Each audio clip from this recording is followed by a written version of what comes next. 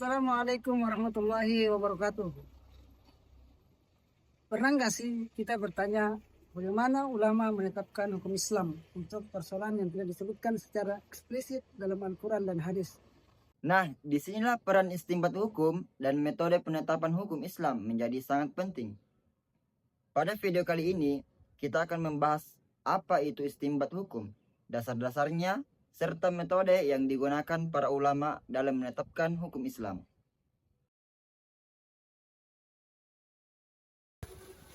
Nah, secara istilah, istinbat hukum adalah proses menggali hukum syariat dari sumber-sumbernya, yaitu Al-Quran dan Sunnah, dengan menggunakan kaidah-kaidah dan metode tertentu.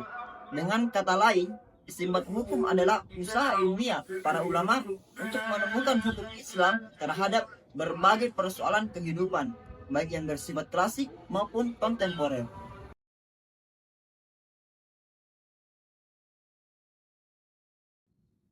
Dalam proses istinbat hukum, ulama merujuk pada beberapa sumber utama, yaitu yang pertama Al-Quran sebagai sumber hukum pertama dan utama. Yang kedua, hadis Nabi Muhammad SAW yang berfungsi menjelaskan dan merinci Al-Quran. Yang ketiga, ijma, yaitu kesepakatan para ulama terhadap suatu hukum. Yang keempat, qiyas, yaitu penetapan hukum dengan cara analogi terhadap kasus yang sudah ada hukumnya. Keempat sumber ini menjadi fondasi utama dalam penetapan hukum Islam. Dalam praktiknya, ulama menggunakan beberapa metode istinbat hukum, diantaranya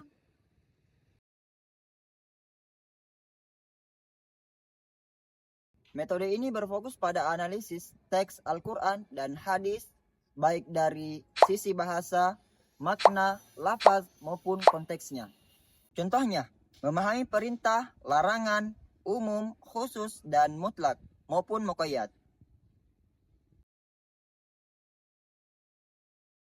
Metode ini menggunakan analogi hukum jika suatu kasus baru memiliki ilat yang sama dengan kasus lama, maka hukumnya disamakan. Contohnya, narkoba dianalogikan dengan khamar karena sama memabukkan.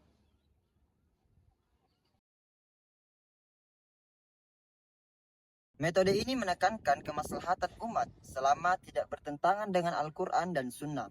Hukum ditetapkan untuk menjaga agama, jiwa, akal, keturunan, dan harta.